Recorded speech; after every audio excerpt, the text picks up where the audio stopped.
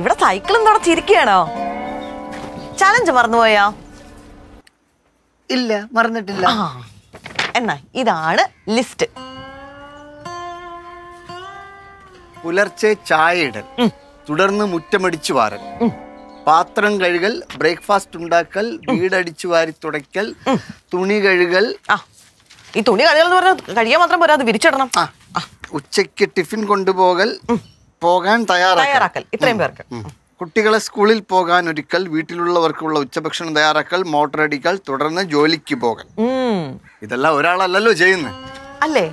എന്റെ അറിവിൽ ഇവിടെ ഇതെല്ലാം ഞാൻ തന്നെയാ ചെയ്യുന്നത്. കുട്ടികളൊക്കെ ഒറ്റയ്ക്ക് സ്വന്തം അവരുടെ കാര്യങ്ങൾ നോക്കി അവര് സ്കൂളിൽ പോകില്ലേ? ആണോ? ആമി ഒരാളെ റെഡിയാക്കണ്ടല്ലോ, 10 പേരുടെ അധ്വാനം ഉണ്ട്. ആ കൊച്ചാണ് വിളിച്ചാൽ എണീക്കത്തുമില്ല, നേരത്തിനോട്ട് റെഡി ആവത്തില്ല. ഷൂ അമ്മ, ടൈ അമ്മ, സോക്സ് അമ്മ എന്ന് പറഞ്ഞിട്ട് 25 പ്രാവശ്യം എന്നെ കിടന്ന് വിളിക്കും. അത് മാറ്റിയെടുക്കണം, അവിടെയാണ് മിടുക്ക്. ആണോ? അങ്ങനെയാണെങ്കിൽ ഉത്തോണ്ട് നിന്നാ മിടുക്ക് കാണിക്കാനുള്ള ഒരു അവസരം കൂടിയാണ്. മുറ്റമടിക്കാനും വീട് അടിച്ചു വൃത്തിയാകാനൊക്കെ പൈങ്കിളെയും കൂടെ വിളിക്കണം. തിന്ന പാത്രം കഴുകി വെക്കൂലാത്തോളാണ് എന്റെ നാത്തൂൻ. അവളെ കൊണ്ട് ഈ പണിയൊക്കെ ചെയ്യിപ്പിക്കണമെങ്കിലോ അതിന് വേറെ കോച്ചിങ് കൊടുക്കേണ്ടി വരും. വൈകിട്ട് ജോലി കഴിഞ്ഞ് തിരിച്ചെത്തിയാൽ ഉടൻ ചായ ഇടൽ.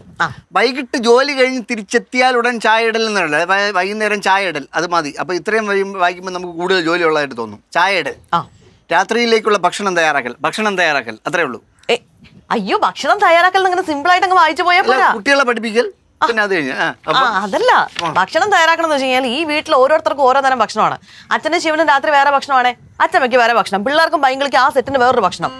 അതെന്തിന്? എല്ലാവർക്കും ഒരു ഭക്ഷണം മതി. എല്ലാ ദിവസം കാണുന്നതല്ലേ. ശിവനും അച്ഛനും രാത്രി ചപ്പാത്തിയേ കഴിക്കുള്ളൂ, അച്ഛമ്മയ്ക്ക് വല്ല കഞ്ഞിയോ ഓട്സോ വേണം, പിള്ളേർക്ക് പിന്നെ ചോറ് മതി. അങ്ങനെയാണെങ്കിൽ പിന്നെ ചൂടോടെ ദോശ മേശയിൽ കിട്ടുന്നതാണല്ലോ സന്തോഷം. എനിക്കിപ്പോ എല്ലാവർക്കും ഉണ്ടാകുന്ന ഭക്ഷണം മതിയോ? മതി. എനിക്കെന്ന് അങ്ങനെ പോരെ, എനിക്കിന്ന് ചൂട് ദോശ മേശയിൽ കിട്ടണം. പകപോക്കാൻ വേണ്ടി നോക്കിയായിരിക്കും. പിന്നെ ഇതെന്ത് പകപോക്കല്? ഈ പറഞ്ഞ ജോലികളൊക്കെ അച്ഛനെയും സുമേഷിനെയും പൈങ്കിളെയും കൂടി ചെയ്യിപ്പിക്കാൻ ഞാൻ നോക്കാം. ട്രൈ ചെയ്തോത്തണ്ണ, അവര് ചെയ്യുമെങ്കിൽ അവരെ കൊണ്ട് ഞാൻ ചെയ്യിപ്പിക്കുമല്ലോ. ഇനിയുണ്ടാ? അയ്യോ, ഇനിയുണ്ട്. പിന്നെ അത്താഴം കഴിഞ്ഞ് വേസ്റ്റ് കളയൽ, പാത്രം കഴുകൽ, പിറ്റേ ദിവസത്തേക്ക് വേണ്ട ഭക്ഷണ സാധനങ്ങൾ ഒരുക്കൽ. ഇതൊന്നും കൂടാതെ വേറെ പരിപാടികളുണ്ട്.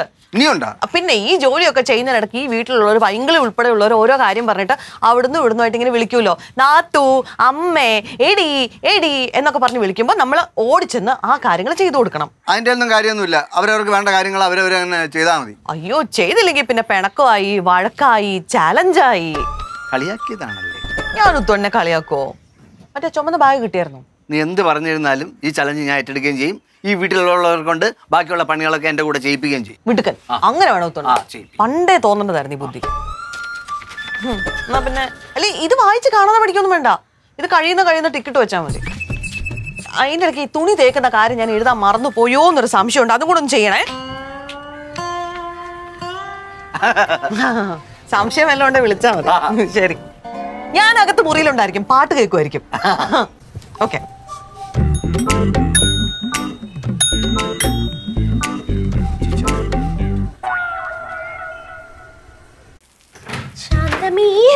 അയ്യോ നിക്ക്, പോവല്ലേ.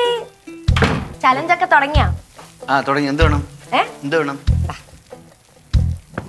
ഇതും കൂടെ ഒന്ന് നനച്ചു കൊണ്ട് നന്നാക്കണേ. നിന്റെ തുണി ഞാൻ എന്തിനു കഴിയണേ? നിന്റെ തുണി ഞാൻ എന്തിനു കഴിയണേന്ന്? ചേട്ടനല്ലേ ചലഞ്ച് ചെയ്യുന്നത്, അതുകൊണ്ട് ചേട്ടനല്ലേ ചലഞ്ച് ഏറ്റെടുത്തത്. ചേട്ടനറിയില്ലേ എനിക്ക് സോപ്പ് അലർജിയാ. പണ്ട് ഹോസ്പിറ്റലിലൊക്കെ കൊണ്ടുപോയില്ലേ, അത് കഴിഞ്ഞ് നാത്തുമല്ലേ എന്റെ തുണിയും കൂടെ അലക്കുന്നേ. ഇന്നിപ്പോ ചേട്ടന്റെ ഡ്യൂട്ടി. അപ്പൊ ഈ തുണി, ആ തുണി ചേട്ടൻ അലക്കണം. കെട്ടി അവിടെ പോയി അവനെ വിളിച്ചു വരുത്ത്, എന്നിട്ട് അവനെ കൊണ്ട് കഴിപ്പിക്കും. അല്ല, ശിവേട്ടൻ വെളിയിൽ പോയിരിക്കുക. ശിവേട്ടൻ എന്താ ജോലിയായിട്ട് പോയതാ. വിളിച്ച് വരുത്ത്, എന്നിട്ട് അവനെ കൂടെ കഴിപ്പിക്കും. എന്നിട്ട് തുണിയൊക്കെ ആശ കഴുകി തരണം. ഓഹോ, ഭാര്യ ജോലി ചെയ്യുന്നതിലുള്ള സങ്കടം കൊണ്ടാണ് ചേട്ടൻ ഈ ദൗത്യം ഏറ്റെടുത്തതെന്ന് ഞാൻ അറിഞ്ഞില്ലായിരുന്നു. ഞങ്ങളും ഇവിടെ ചിലരൊക്കെ ജോലി ചെയ്യുന്നുണ്ട് കേട്ടോ. നിങ്ങൾ ജോലി ചെയ്യുന്നുണ്ടെങ്കിൽ അതിന്റെ ഇടയിൽ കൂടെ ഈ തുണി കൂടെ കഴിയണം. ചേട്ടന് വല്ല കാര്യം ഉണ്ടായിരുന്നു? ആവശ്യമില്ലാത്ത ഓരോ പരിപാടി കയറി ഏക്കാൻ വേണ്ടി നാത്തു ഇത് വൃത്തിക്കും വെടുപ്പിനും ചെയ്തോണ്ടിരുന്നതല്ലേ എന്ന് പറഞ്ഞ അവള് തന്നെ അലക്കണോ ഇതൊക്കെ? ചേട്ടൻ പണ്ട് തൊട്ടേ ഉള്ള സ്വഭാവം. ഒരു പ്രശ്നം ഇല്ലാത്തടത്ത് തല ഇട്ടിട്ട് അവിടുത്തെ പ്രശ്നങ്ങൾ മൊത്തം ഉണ്ടാക്കിക്കും. ഞാൻ എന്തോന്ന് പ്രശ്നം ഉണ്ടാക്കി? ഓർമ്മയില്ലേ, 2ാം ക്ലാസ്സിൽ പഠിക്കുമ്പോ മാവേല് കല്ലെറിഞ്ഞിട്ട് ആ കല്ല് തലയിൽ വന്ന് വീണ് തലയൊക്കെ പൊട്ടി ഒലിപ്പിച്ചോണ്ട് വന്നത് ഓർമ്മയുണ്ടോ? അതാരുണ്ടാക്കിയ പ്രശ്നമായിരുന്നു. ഇതിപ്പോ നാത്തു നല്ല വൃത്തിയായിട്ട് ആർക്കും ഒരു ഉപദ്രവം ഇല്ലാതെ ചെയ്തോണ്ട് പോയിക്കൊണ്ടിരുന്നതാണോ? അത് പറ്റിയൊന്നുമില്ല. നിന്റെ കൊച്ചിന്റെ ശിവന്റെ തുണി നീ കഴുകണം, അല്ലെങ്കിൽ ശിവൻ കഴുകണം. ഓഹോ, അപ്പൊ അച്ഛന്റെ അച്ഛമ്മയുടെയോ? അത് ഞാൻ കഴുകണം. മനസ്സിലായേട്ടാ, ഞങ്ങൾ ഈ വീട്ടിലെ അധികം പറ്റും. ശരി, അധികം പറ്റാ? ഞാൻ എപ്പോഴങ്ങനെ പറഞ്ഞു? അങ്ങനെ പറയണ്ട, ചേട്ടൻ പറഞ്ഞപ്പോഴേ എല്ലാം മനസ്സിലായി എനിക്ക്. ഇനി ചേട്ടൻ എന്റെ തുണിയിൽ തൊട്ട് പോയി. നീയേ കുഴി മടിച്ച് അവനെ കൊണ്ട് വീട്ടിലെ പണിയെടുപ്പിക്കാൻ നോക്ക് നീ. ഓ, ഇത്രയും നാളും ഇവിടെ ആരും എന്നോട് ഇങ്ങനൊന്നും പറഞ്ഞിട്ടില്ല. ഇതെനിക്ക് ചേട്ടനകത്തും കൂടെ ഉള്ള ഒത്തുകളിയാണോ എന്ന് നല്ല സംശയമുണ്ട് ഞങ്ങളെ പുറത്തൊക്കെ.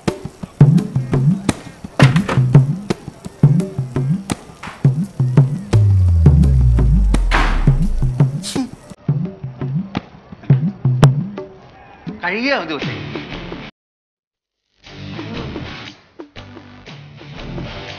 എന്റെ അകത്തുള്ളവർ ജീവിക്കുന്നത്.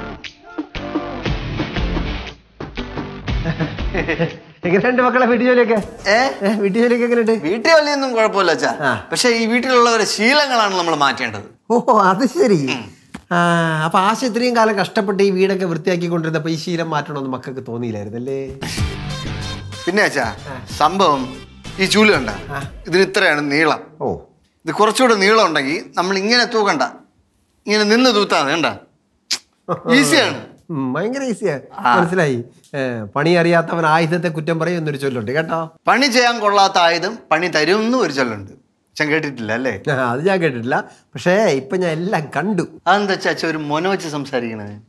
ഇതാന്ന് പറയുമ്പോഴത്തേക്ക് ഞാൻ ഈ റൂം കണ്ണാടി പോലെ വൃത്തിയാക്കിയിരിക്കും. അത് കഴിഞ്ഞിട്ട് വേണം വലയടിക്കാൻ. അത് കൊള്ളാം.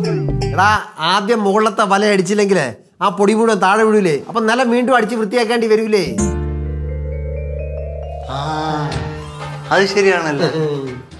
ആശ തന്ന ലിസ്റ്റിലേ നിലം അടിച്ച് വൃത്തിയാക്കിയിട്ട് വേണം വലയടിക്കാനെന്നാണ് എഴുതിയിരുന്നത്. അയ്യോ എടാ, അവള് തന്നത് ക്രമം പോലെ ചെയ്യാൻ പരീക്ഷയൊന്നും അല്ലല്ലോ. പ്രാക്ടിക്കലായിട്ട് ചിന്തിക്കണേ മക്കളെ. അയ്യോ അല്ല അച്ഛാ, ഭയങ്കര നടുവേദന അച്ഛാ, ഒന്ന് സഹായിക്കണം അച്ഛാ. ചില്ലറ വല്ലതും തരുമോ? ചില്ലറ വല്ലതും തരുമോ? ചില്ലറ പിന്നെ തരാല്ല, ഒന്ന് സഹായിക്കണം. ഒന്ന് ഏറ്റുവേദന, ഭയങ്കര നടുവേദന എടുക്കാം. ഞാൻ സഹായിക്കാം. ഈ വലയൊക്കെ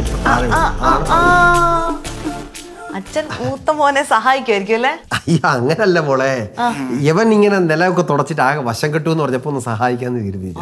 മനസ്സലിവ്. ഈ വീട്ടിലെ പെണ്ണുങ്ങൾ ഇത്രയും കാലം പണിയെടുക്കുന്ന കണ്ടപ്പോ അച്ഛന് മനസ്സലിവ് തോന്നിയില്ല അല്ലേ? മോനൊന്ന് നടുവിലൊന്ന് പിടിച്ച ഉടനെ അച്ഛന് മനസ്സലിഞ്ഞു. അയ്യോ അങ്ങനല്ല മോളെ, ഞാനിതുവഴി പോയപ്പോ ഇവനിങ്ങനെ വയ്യാന്ന് പറഞ്ഞ് വശം കെട്ടിയിരുന്നപ്പോ ഒന്ന് ചൂലൊക്കെ സഹായിക്കാന്ന്, അത്രേ ഉള്ളൂ. അന്ന് ഞാൻ ഒരു കാര്യം പറയട്ടെ, അച്ഛൻ ഇന്ന് പോയിട്ട് അങ്ങ് റെസ്റ്റ് എടുക്കുന്നത് നല്ലത്. ഇത് ഉത്തോണ്ണ ഒറ്റയ്ക്ക് മാനേജ് ചെയ്തോളാം അല്ലേ ഉത്തോണ്ണ? ആരും സഹായിക്കാനും വേണ്ട, ഞാൻ ഒറ്റ ചെയ്തോളാം. ക്ലിനിക്കിലെ തൊഴുത്ത് ഒറ്റയ്ക്ക് കഴുകി വൃത്തിയാക്കിയിട്ടുള്ളവനാണ് ഈ ഉത്തമൻ. പിന്നെ അല്ല, ഉത്തോണ്ണോടെ കളി. അതാണ് നമ്മുടെ ചാലഞ്ച്. ഒറ്റയ്ക്ക് ഞാൻ ചെയ്യണ കാര്യങ്ങൾ ഒറ്റയ്ക്ക് ചെയ്യുന്നുള്ളതാണ് നമ്മുടെ ചാലഞ്ച്. അത് ഇങ്ങനെ താഴ്ത്തി തൂക്കടാ, എന്നാലല്ലേ പൊടി പോകത്തുള്ളൂ. എല്ലാരും പഠിപ്പിക്കാന്ന് വേണ്ട, എനിക്കറിയാം തൂക്കാൻ.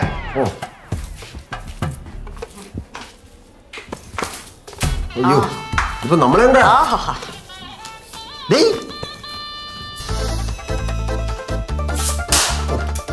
ബെസ്റ്റ്.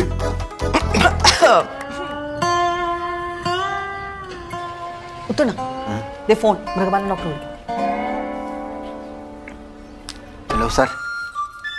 സാർ സാർ ഒന്ന് ഒരു 2-3 ദിവസത്തേക്ക് വേണം സാർ. ഇല്ല സാർ, വയറുവേദന അല്ല, നടുവേദന. ഓ ഒന്ന് വീണായിരുന്നു സാർ. ശരി സാർ, ഞാൻ പെട്ടെന്ന് വരാം sir. Oh thank you sir. വീണോ? എപ്പോ വീണ്? ഞാൻ അറിഞ്ഞില്ലല്ലോ. വീണ് പണ്ട് എന്നെ പെണ്ണ് കാണാൻ വന്നപ്പോ. എന്ത്? അയ്യോ